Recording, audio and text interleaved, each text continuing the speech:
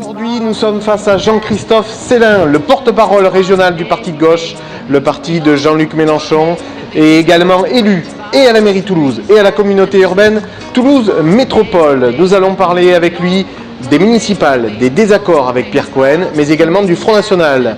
Vous êtes prêts? Suivez-moi.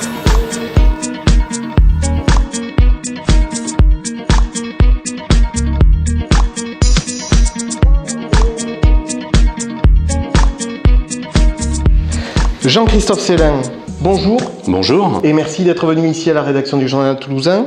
Alors, il y a quelques semaines, vous étiez démis de votre délégation à la mairie de Toulouse. Est-ce que l'épisode est digéré? On digère en politique, dans la vie humaine et la vie sociale, on digère. Bon, on s'est vu avec le maire, on va me proposer autre chose, il paraît, donc j'attends.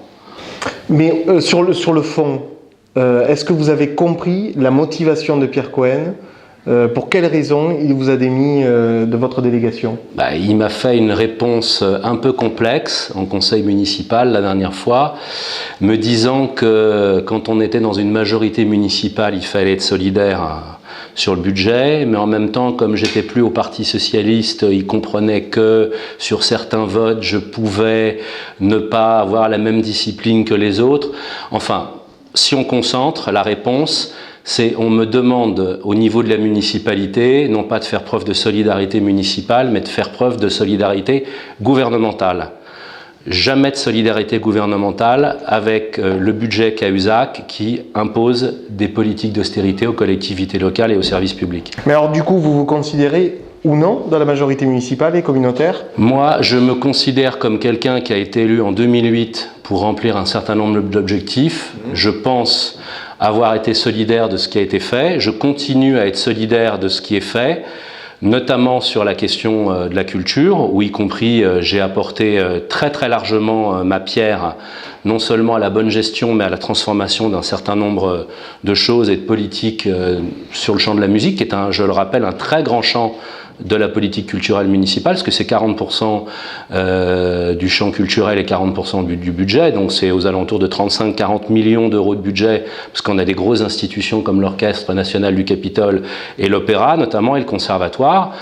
Bon, moi je suis dans ce cadre-là, mais on ne me demandera pas d'accréditer et de cautionner la politique d'austérité au niveau national, qui impose la baisse de la dotation de l'État pour les collectivités locales. Alors la question c'est, est-ce qu'un conseil municipal doit être la tribune de politique nationale, Jean-Christophe Célin? À partir du moment où on vote un budget et qu'il y a un volet de recettes nationales, c'est normal qu'on donne son mot. Et j'ai la faiblesse de penser qu'on est dans la 4e ville de France, moi je suis comme Pierre Cohen un dirigeant national de mon parti, et que ça a un écho national, comme la politique municipale et comme les élections municipales de 2014 auront un écho national, car il s'agit d'élections à caractère national. Alors justement, sur quel sujet aujourd'hui vous divergez de cette majorité municipale? Je crois qu'il y a un débat à gauche sur la question de l'orientation. Est-ce qu'on doit se contenter de gérer et de faire bouger les lignes à la marge, et je pense qu'il y a des lignes qui ont bougé néanmoins à Toulouse, à l'époque où il y avait encore du grain à moudre, comme on dit, et ce grain à moudre vient aussi de la dotation de l'État. Ceci est valable pour la municipalité, mais ceci est aussi valable pour l'agglomération et pour Toulouse Métropole. Et l'analyse que nous faisons au niveau du parti de gauche et du front de gauche, c'est que avec la politique austéritaire, qu'on qualifie comme austéritaire, c'est-à-dire une politique d'austérité et autoritaire, dictée par l'Union européenne, dictée par le fait qu'on demande aujourd'hui de baisser la dépense publique, qu'il y aura de moins en moins de marge de manœuvre et d'accompagnement dans le cadre de cette politique-là. C'est la raison pour laquelle il faut des politiques de rupture qui soient au service de l'intérêt général. C'est ce qu'on développera, c'est ce qu'on a toujours développé, et c'est ce qu'on va développer dans les semaines et les mois qui viennent. Alors parlons justement des mois qui viennent. Nous entrerons au fur et à mesure dans la campagne municipale. Vous prônez l'autonomie, alors que vos amis du Front de gauche, du Parti communiste, appellent au rassemblement avec le Parti socialiste. Il y a donc une divergence à l'intérieur du Front de gauche. Comment vous allez gérer cette situation ?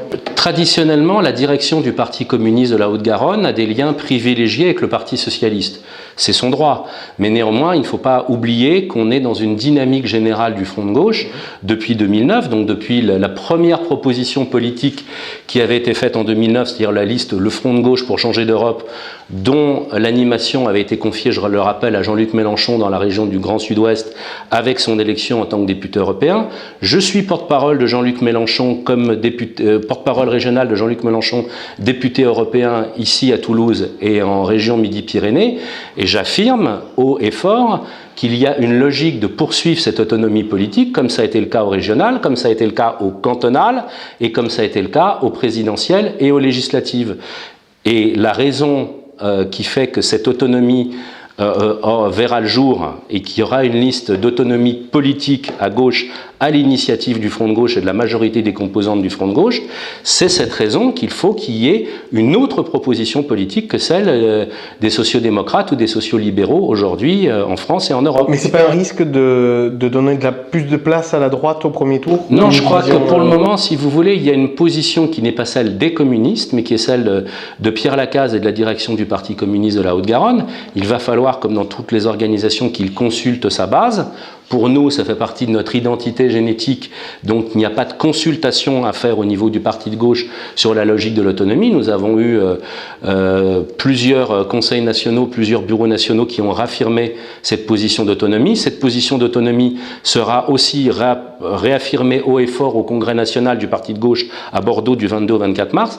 Je pense que si la base des militants communistes est consultée, comme elle l'a été au régional, eh bien, elle réaffirmera la question de l'autonomie politique.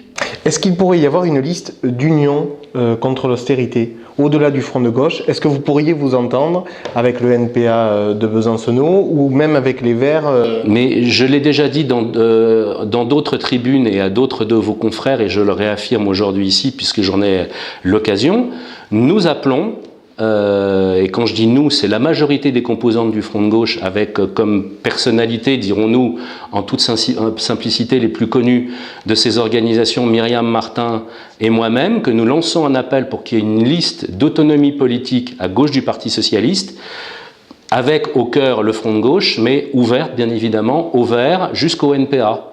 C'est tout à fait envisageable, à condition que chacun soit dans une perspective républicaine de vouloir peser sur la politique des institutions, et pas uniquement d'utiliser ces élections-là comme tribune. Alors on sait que dans ce type d'élection, la question de la tête de liste est primordiale. Qui va tirer la liste?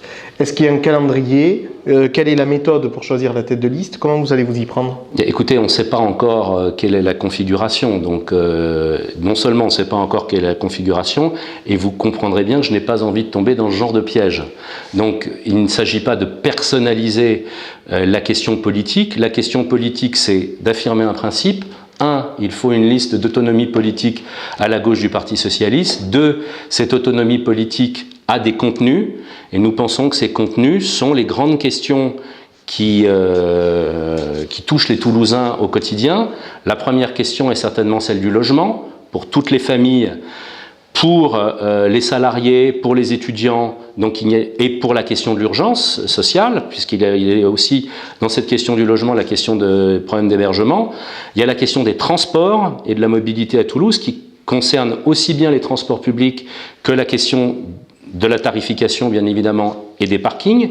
La troisième question, c'est celle qui nous renvoie à notre programme éco-socialiste, et là je ne fais pas un gros clin d'œil au vert parce que ça fait partie de notre programme, c'est-à-dire comment conjuguer la question de la redistribution des richesses et la question de la défense de l'écosystème humain, y compris de manière urbaine dans nos villes. Et la question de la planification écologique, qui voilà, a été abordée pendant la campagne oui, parce que présidentielle. si vous voulez, tout le monde se rend compte, y compris chez les plus libéraux, que le marché ne peut pas tout piloter. Il faut que la puissance publique repilote un certain nombre de choses au niveau national, mais aussi au niveau local. C'est notamment le rôle des socialisations et des nationalisations qu'on appelle de nos voeux, notamment sur la question de l'énergie, puisque vous parlez de la transition écologique, mais aussi au niveau local, on peut avoir un certain nombre de leviers, et je pense à la question de la gestion publique de l'eau. Troisième question. Quatrième question, c'est la question des quartiers.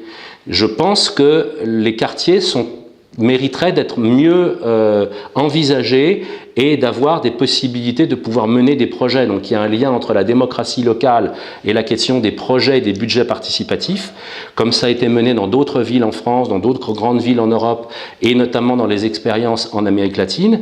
Et la cinquième grande question, c'est la question de la métropolisation, où on ne peut pas avoir une métropole tentaculaire qui, y compris, va jusqu'à phagocyter d'autres collectivités comme le Conseil général. Ça veut dire que Toulouse Métropole, vous n'y êtes pas favorable?